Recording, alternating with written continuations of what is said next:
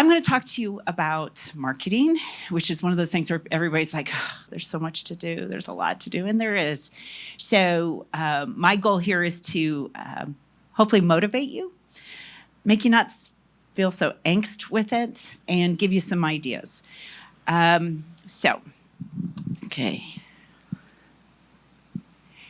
I just told you my objective. I'm going to talk to you a little bit about a book called Go Giver. Has anyone read it? Yeah, it's a great book. I think I explain it to people, it's speaking the word of God without ever mentioning the Bible or the word of God. Because really what that book talks about, and I'll go a little bit more into it, is about how to treat people, how to live your life. And it really goes back to the 10 Commandments or the Beatitudes or whatever, however you want to think about it. And I've really incorporated that into my life and how I work. And it makes it a lot easier because it's how I was raised. And hopefully it's how I try to live my life.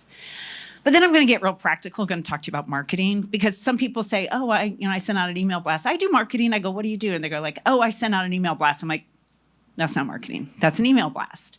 So we're going to talk a little bit about what marketing is and isn't and all that. We're going to get practical, some do's and don'ts. I'm not going to go real in depth unless you have questions about specific things I talk about. And then I'm going to get a little philosophical and share with you about what I've learned. And then Q&As. And then I've got a QR code so you can connect with me. So that's the goal. And please stop me if you have any questions. So I'm going to start with, and I originally, poor Mike, I'm sorry. I'm like at 4:00 sending him my PowerPoint. I'm like, okay, I'm sorry. He's like, don't worry, you're not the last. I'm like, okay, good. You know how it is.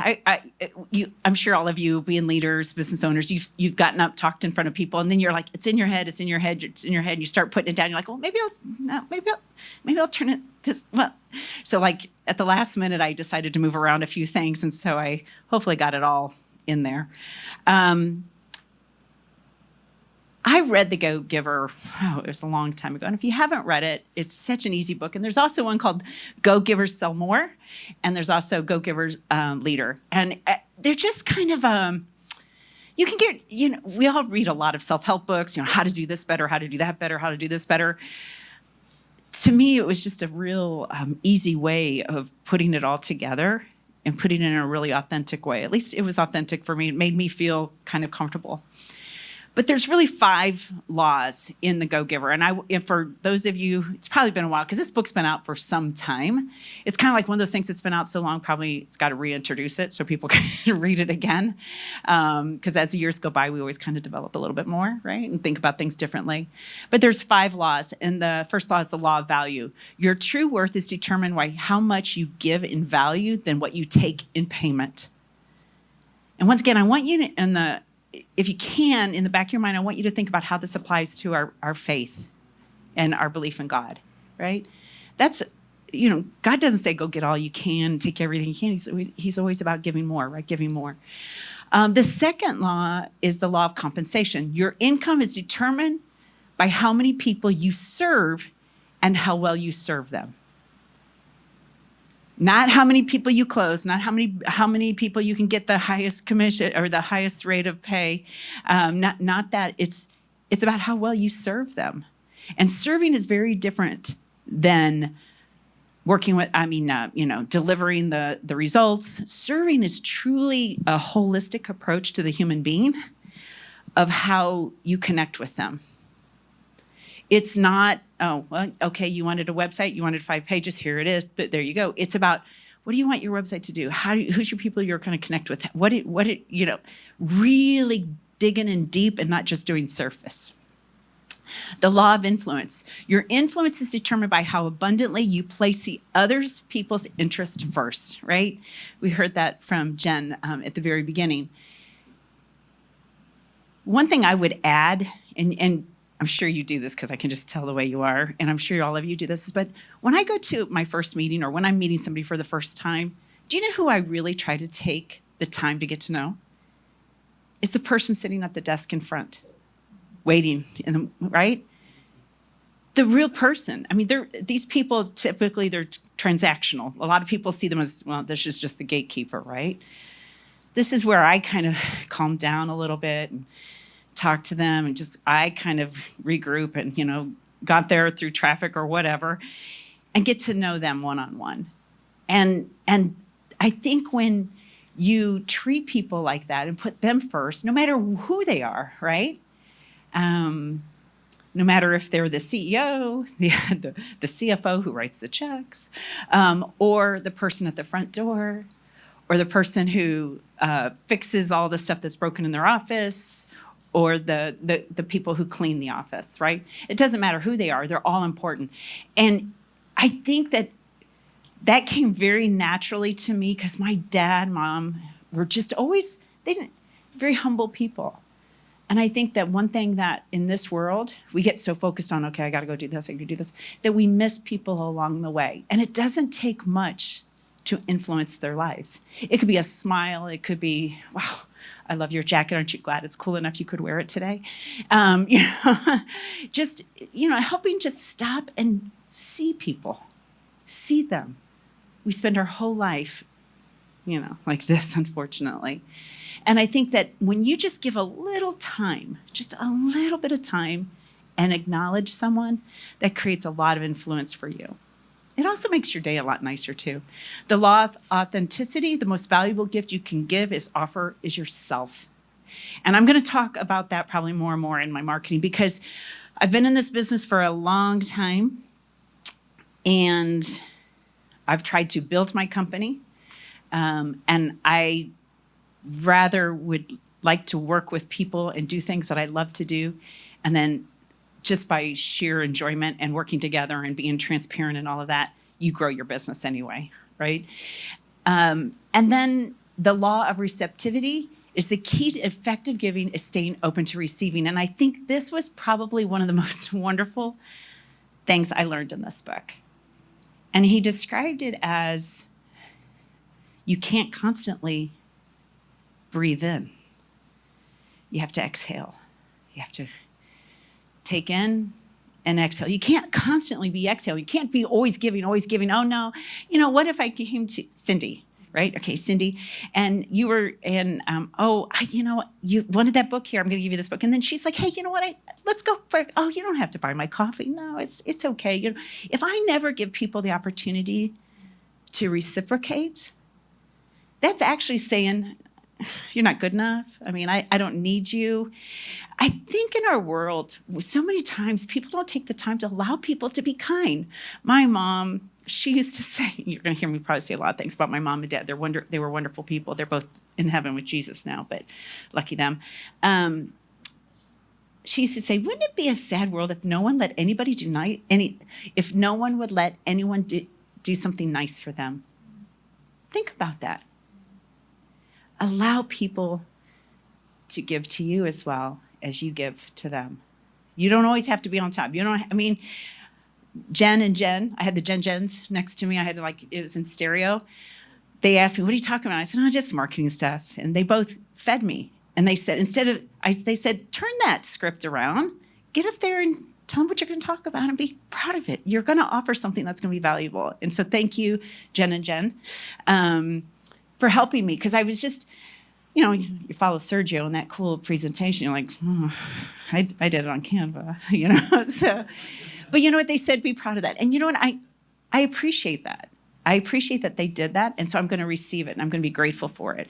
And so when you look at these kind of laws, it's a theme that goes through and really kind of helps set my tone. I don't know if it set my tone to who I wanted to become or if I finally found the place where I felt most comfortable. Because this is kind of how I was raised with Christian values, service, work hard, be nice to people, give, receive, right? All of that, and be who you are. And I think that is so important when you think of marketing. I swear I'm going to bring it all together. I promise you I will.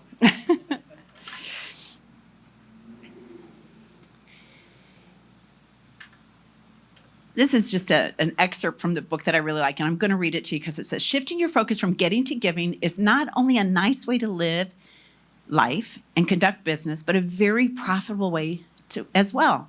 Put another way, living with generosity creates a swelling tide that rises all ships, not just yours, not just the other person's.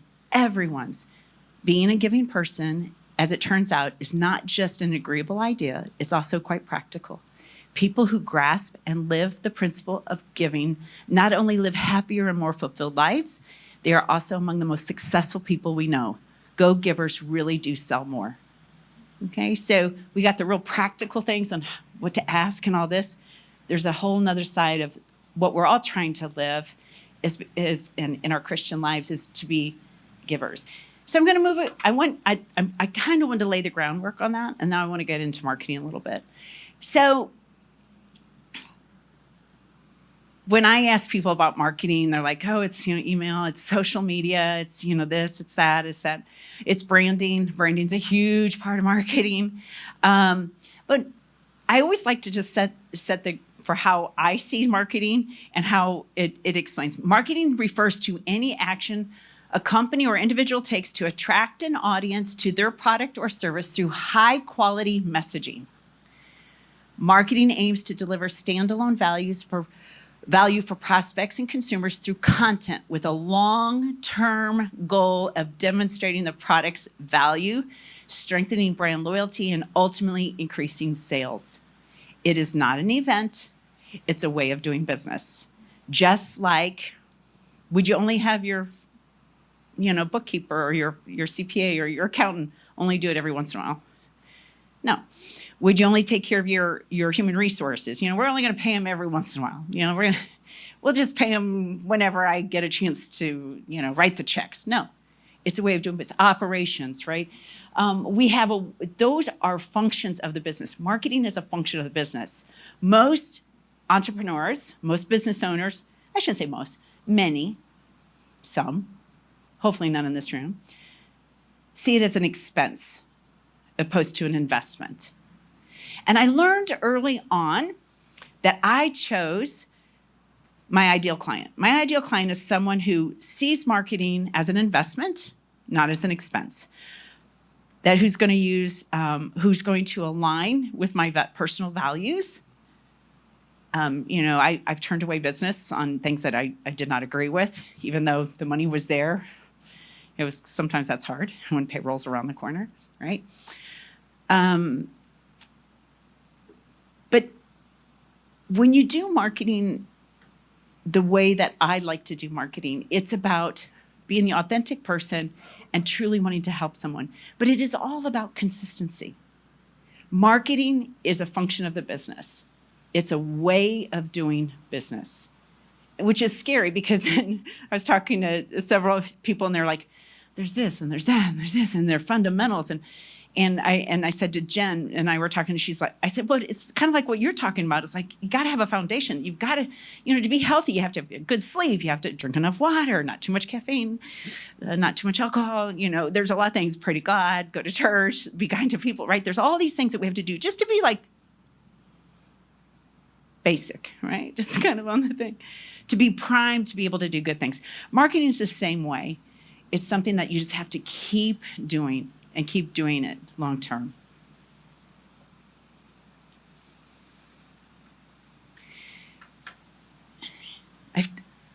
I'm Italian. My maiden name was Ciabattoni. I went from Ciabattoni to Smith, which saved me probably 2 hours a day not having to spell it.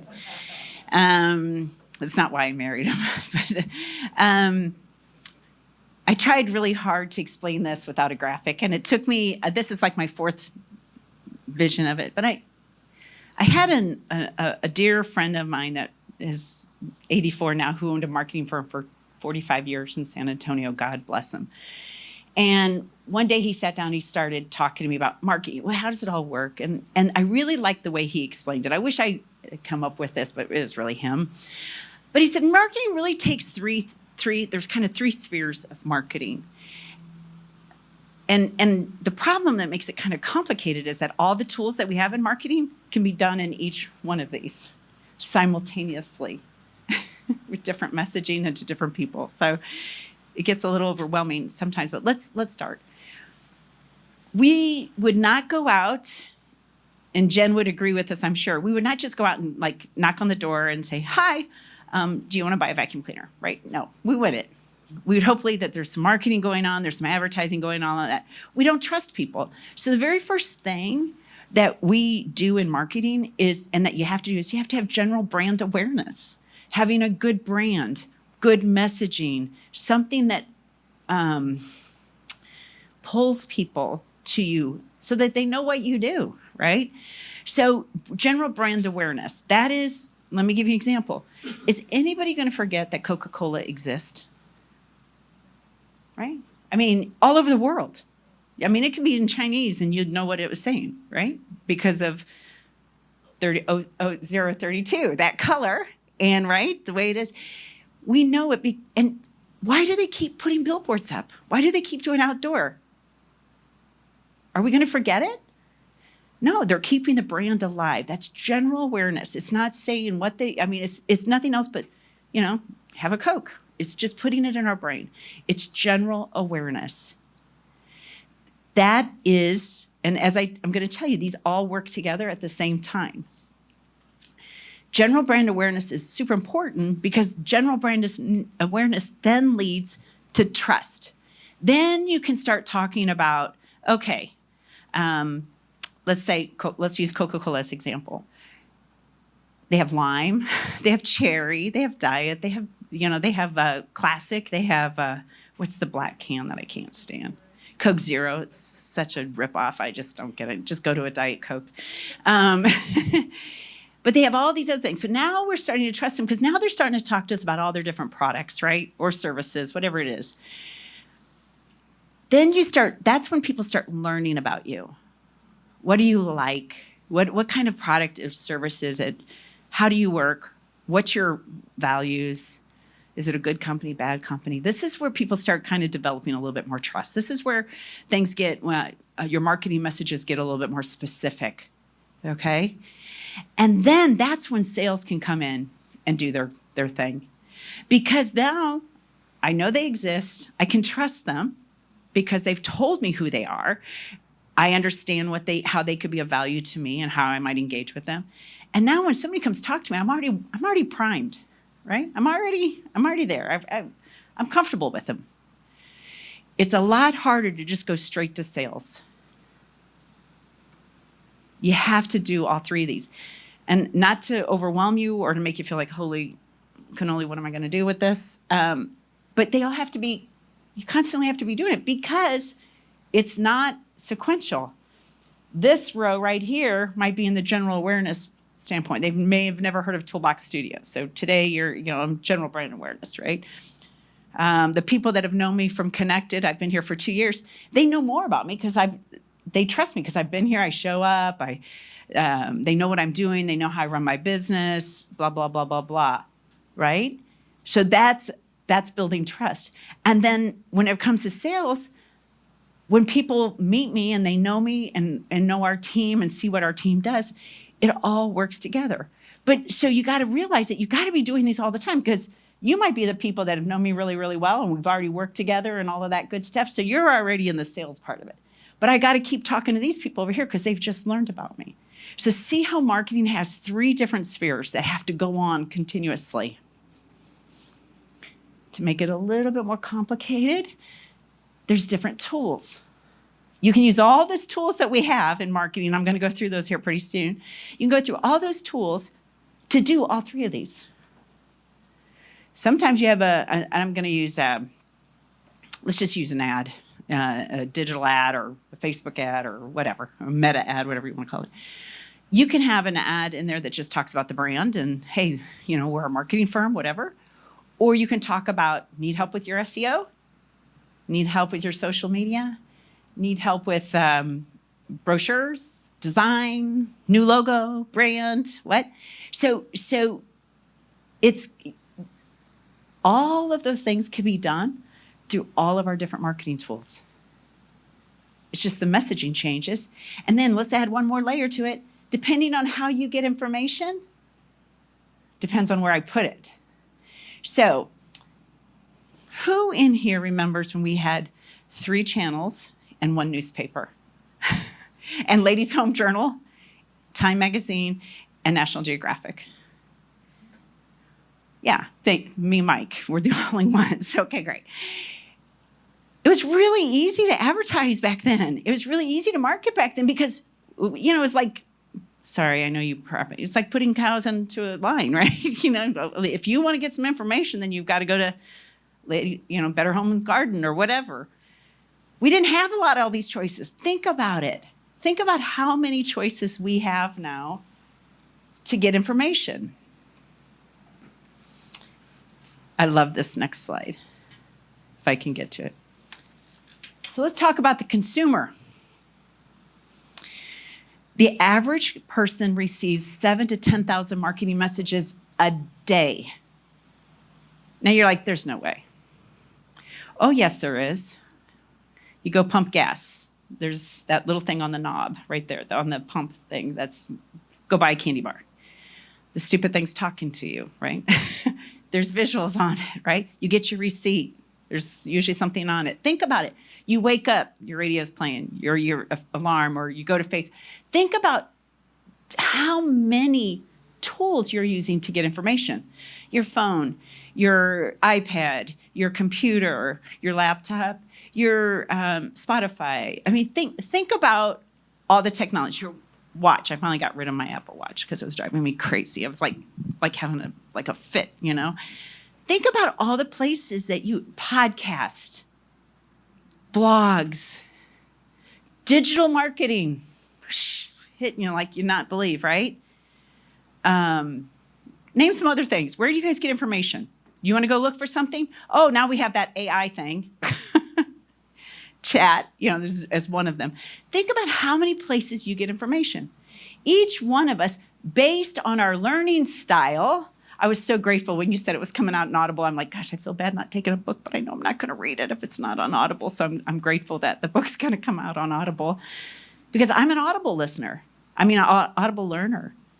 If you give me a white paper, I'm not going to have it. You give me an executive summary, I'll read it. Video, YouTube. Think about all the places you get information. So now the consumer has the opportunity to tell you how they want their information. So that makes it a little bit more complicated. I love this cartoon.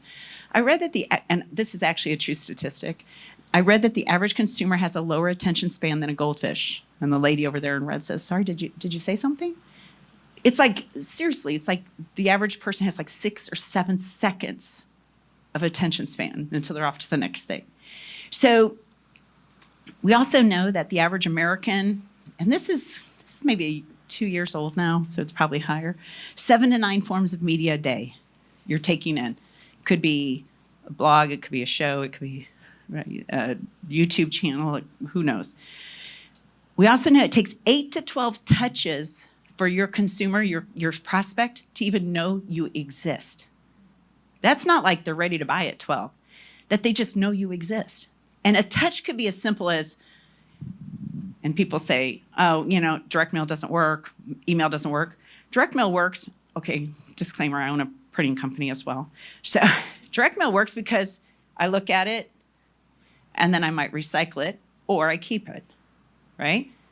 Emails work because you're reading the subject line. Oh, no, that's not from my boss. I don't need to worry about it, right? It's an impression.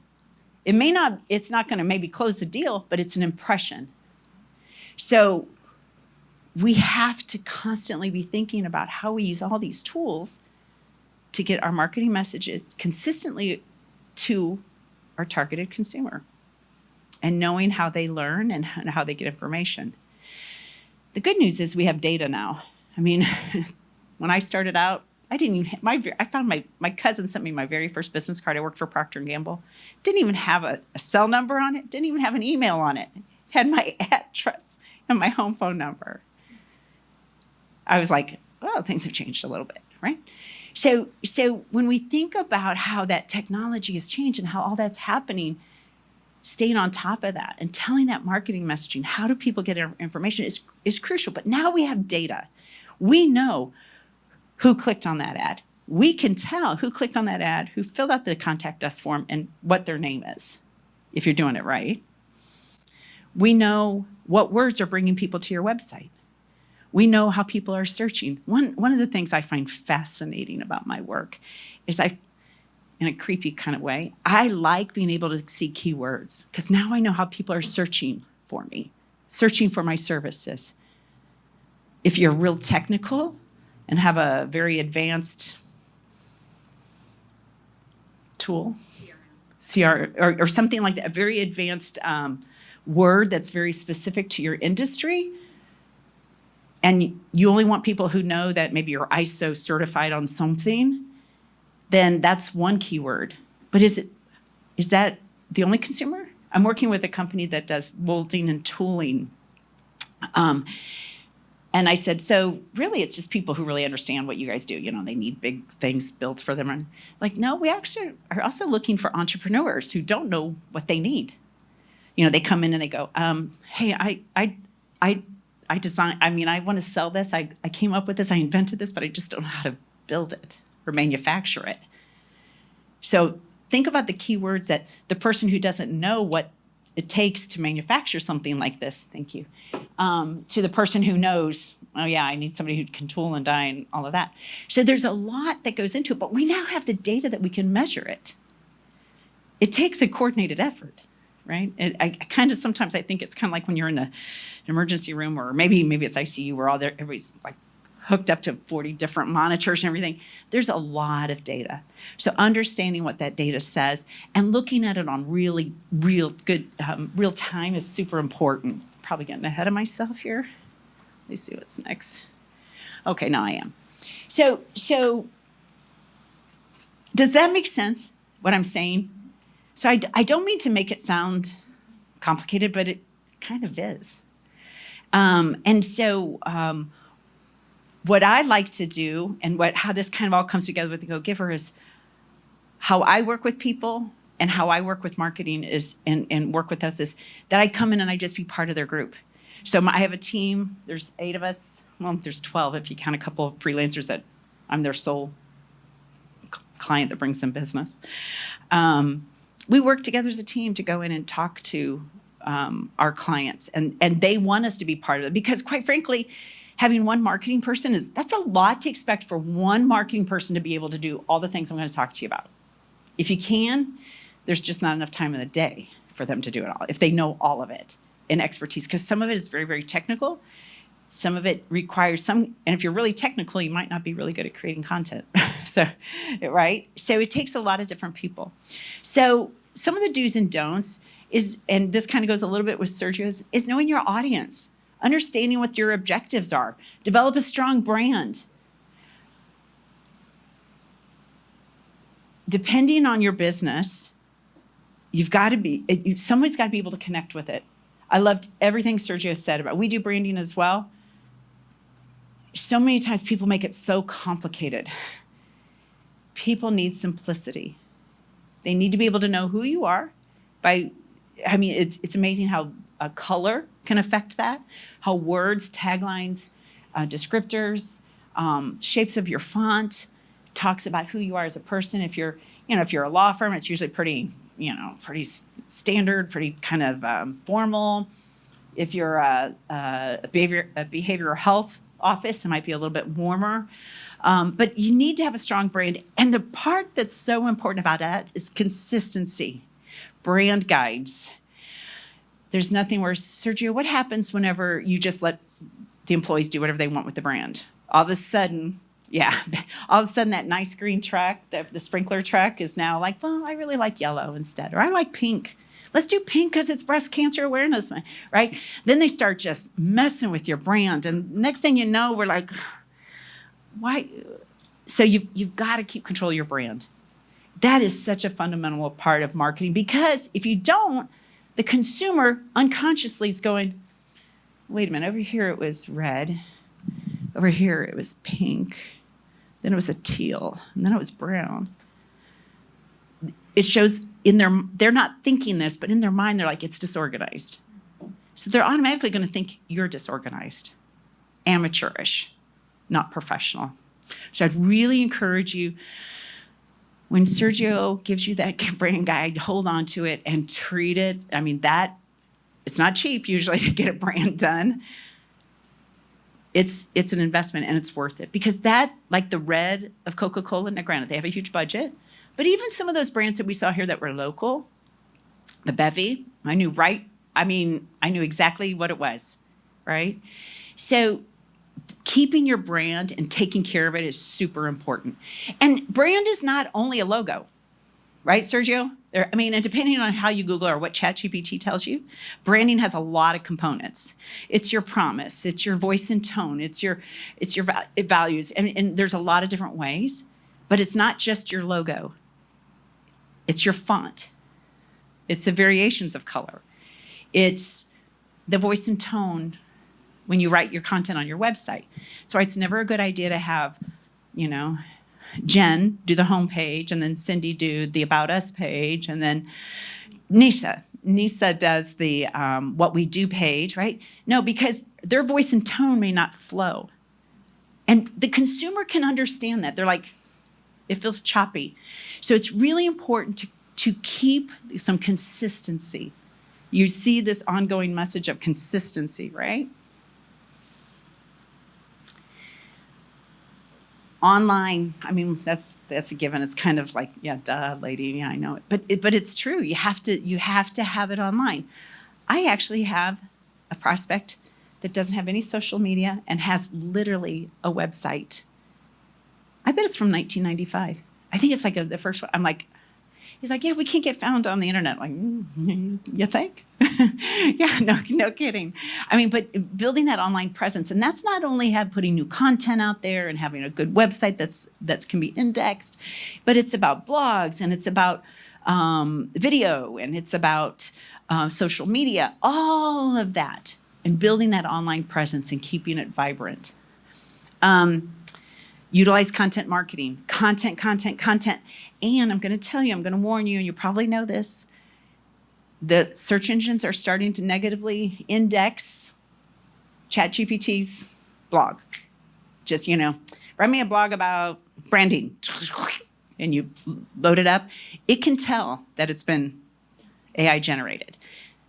They're wanting to reward people that are using their brain.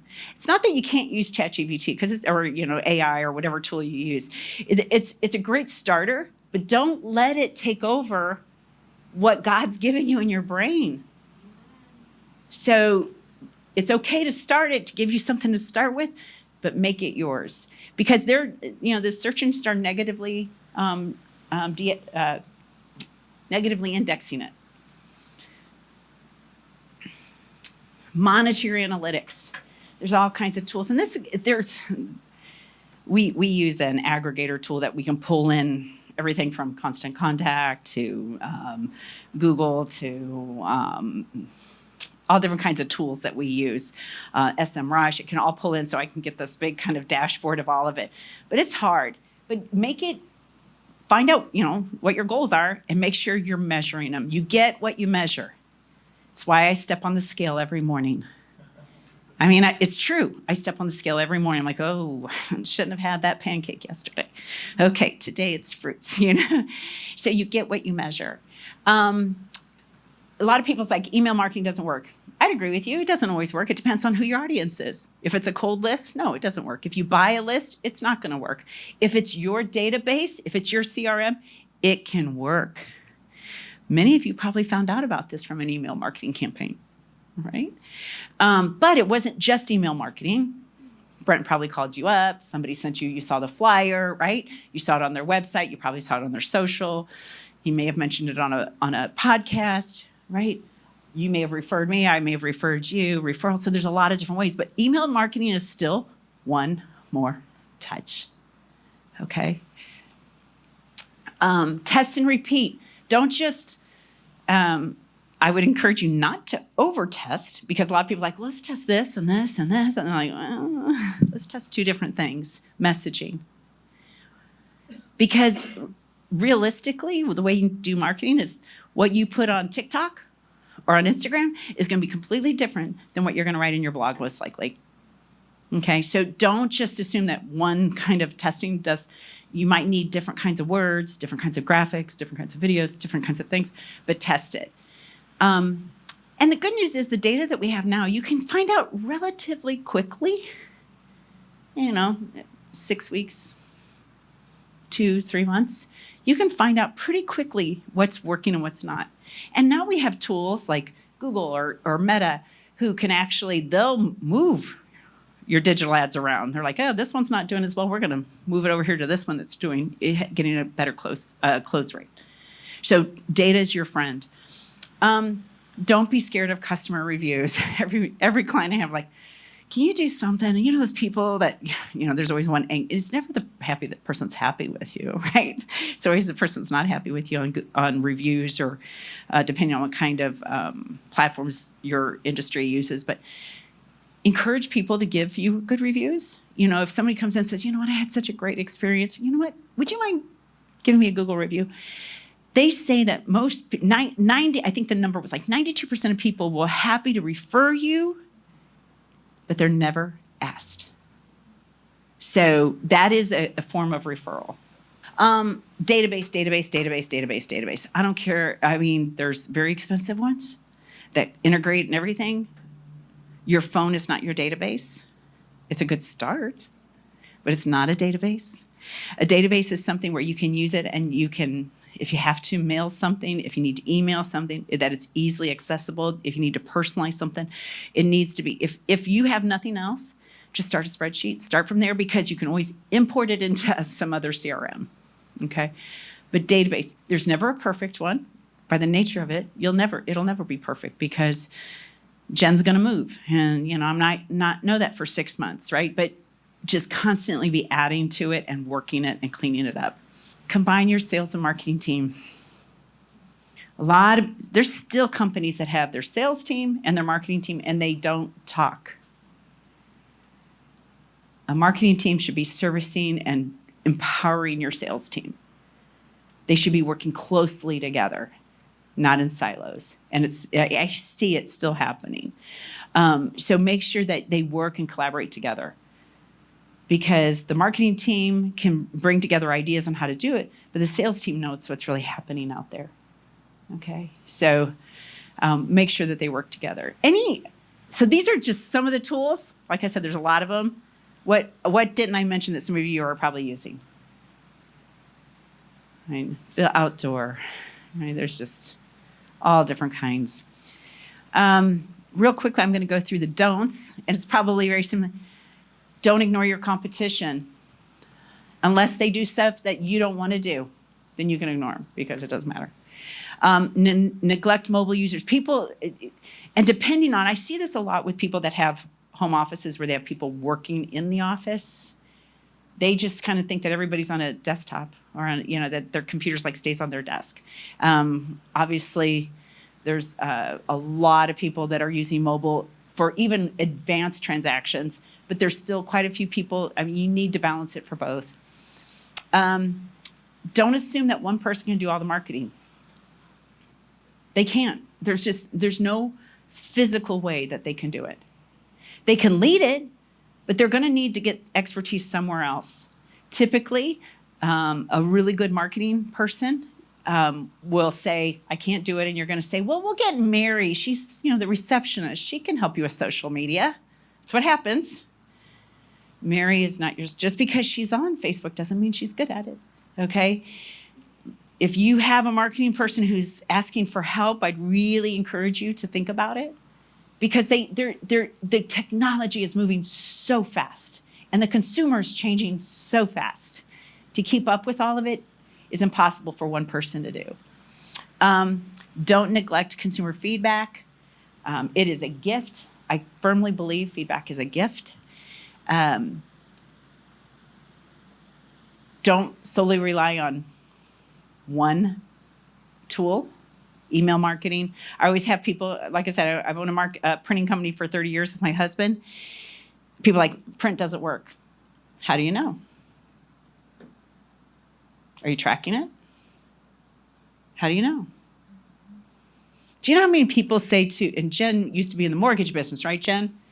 Okay. Do you know how many people go, oh, yeah, I saw this house. I saw this new neighborhood. I saw it on a billboard. And it's like, it's never been on a billboard, but they saw it somewhere. So they just remember, they just kind of make up things.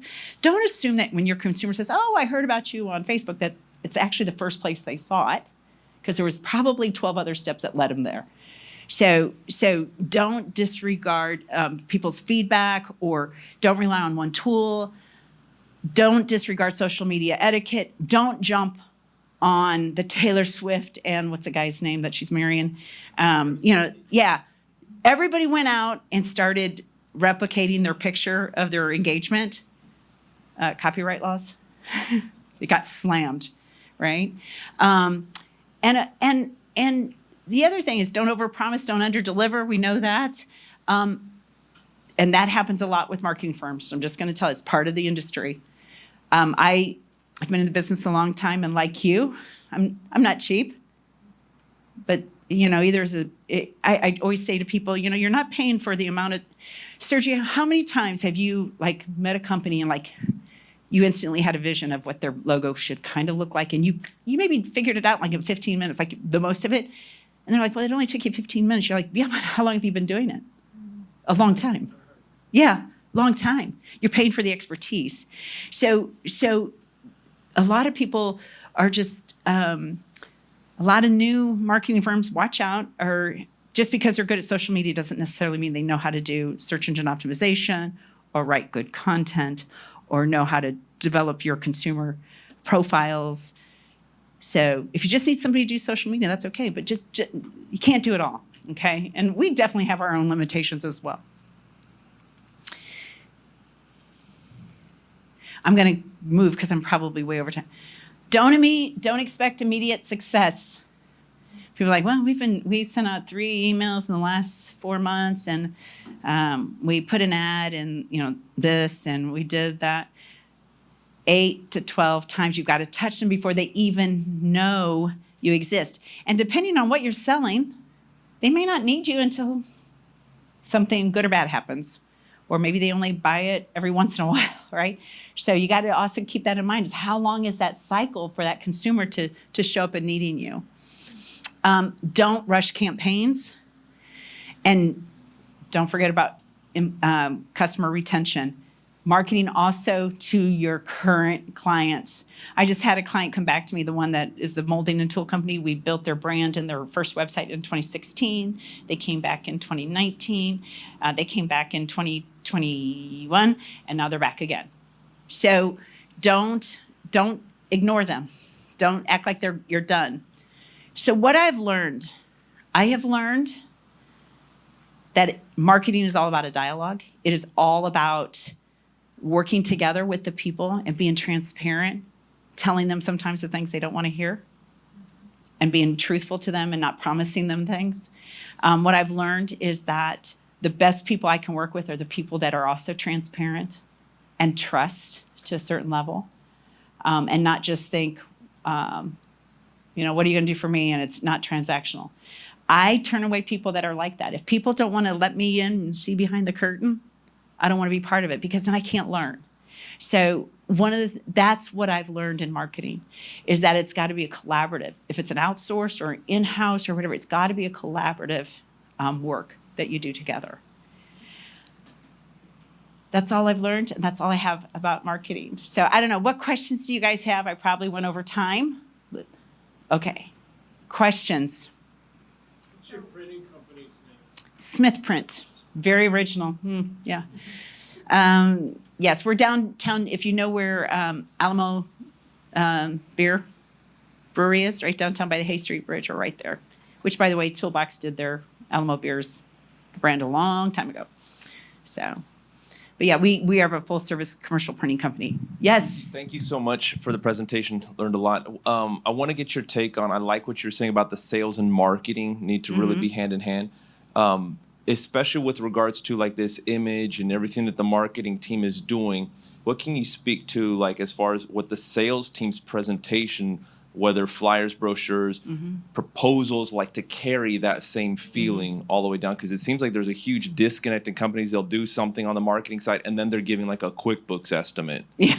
And it's just like, okay, what? Yeah. I think part of it is how easy it is for them to do it. By nature, salespeople are flying by the seat of their pants. I mean, I'm just, I'm one of them at times. I mean, definitely you can ask Mike. I mean, I got this in last night at 4:00. Actually, it was actually 3:45, not 4. But so make it easy for them. Make an expectation. Help them understand that why. They probably don't understand why that's important. So then they need to understand why.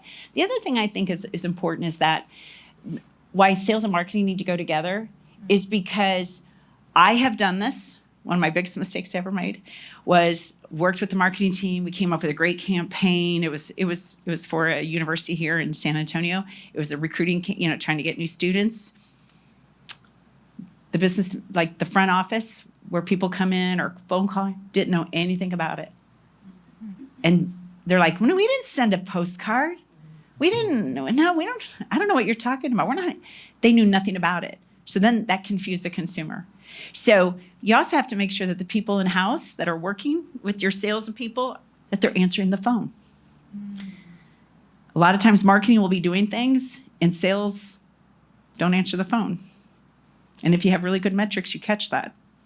So, but to your point, you got to make it easy, but you got to include them. It's not something you hand off to them.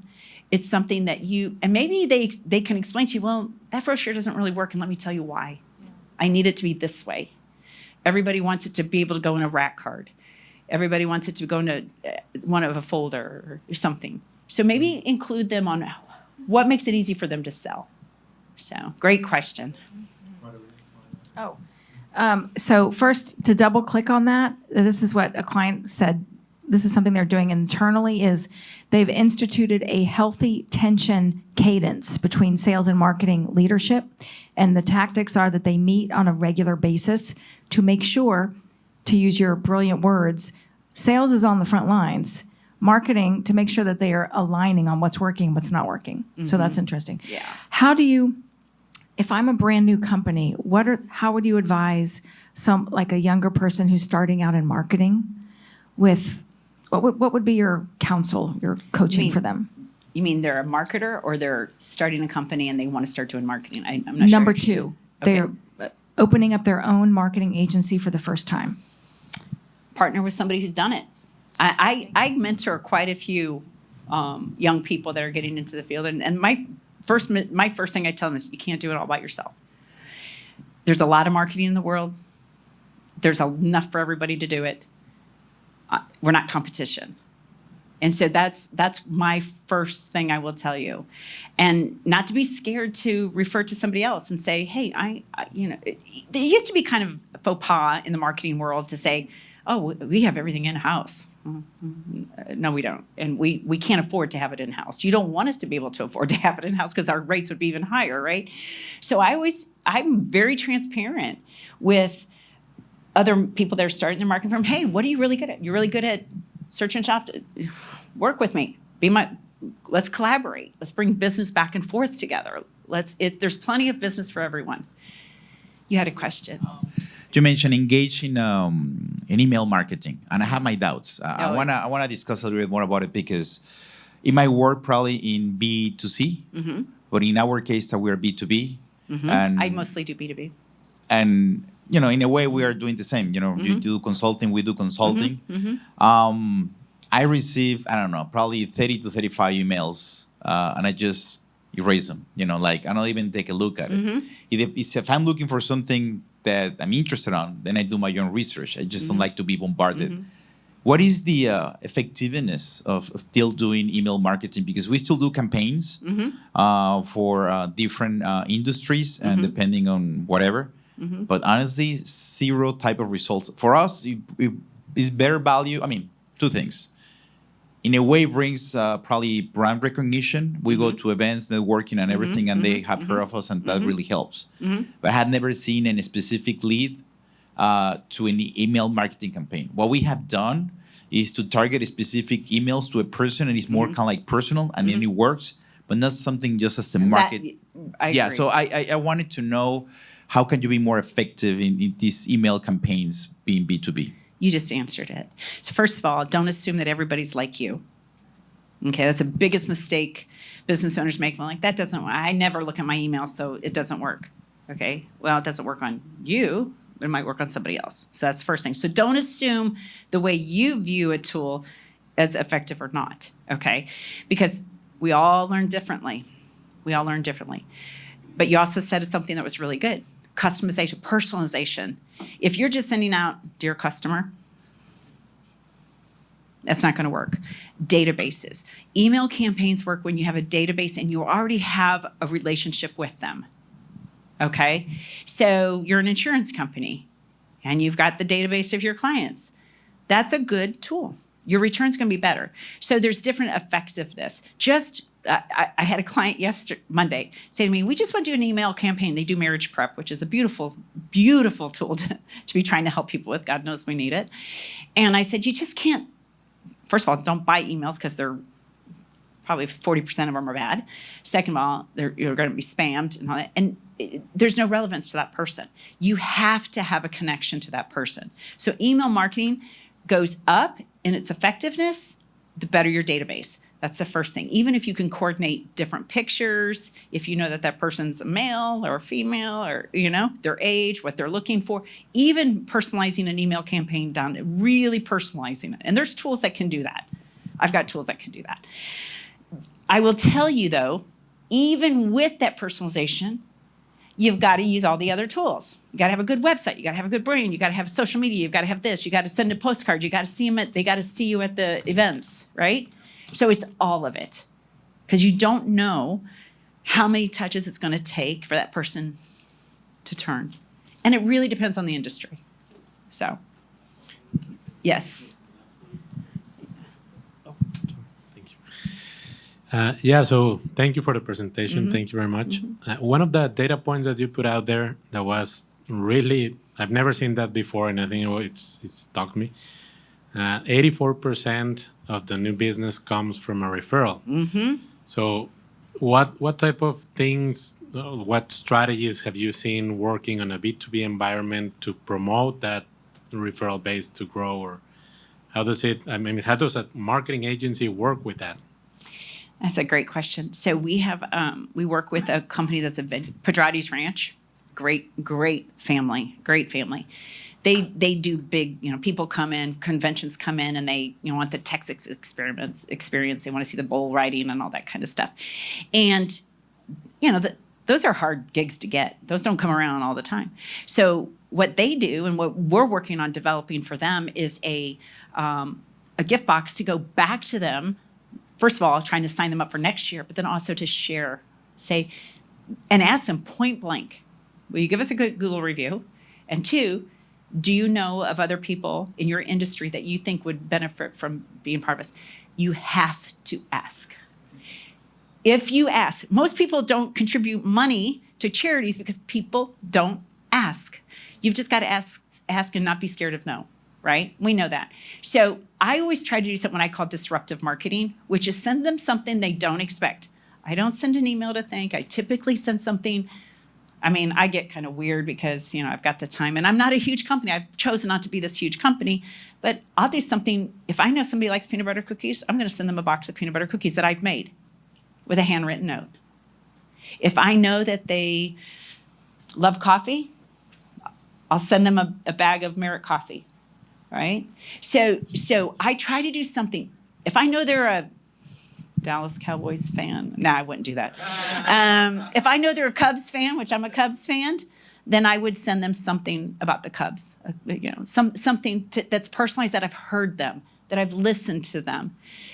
And a lot of that stuff you can get from LinkedIn. You can, before you walk in the door, you can know that, that poor soul's a Cubs fan. They must have a lot of hope and they're very optimistic. Okay, I'm going to love that about them, right? So know before you walk in, but incorporate that into your thank you. Thank yous are so, we don't thank enough. We don't have a lot of gratitude. I'm talking about myself. So I really try to make it a point, but ask. Just very quickly, let me share something. It's not a question for what you just said. Thank you, thank you. Last week, we met a company through a networking event. So we agreed to meet.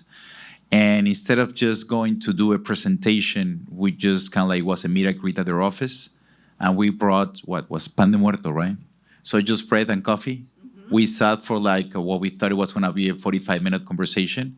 And they invested with us like over an hour and a half. At some point, we had to say, nah, I don't want to, to disrupt you anymore. Thank you for showing everything. And just, to tie up marketing, caring, connecting, and everything, it has been, like a different type of experience just thinking about that, something that, you can relate to that person.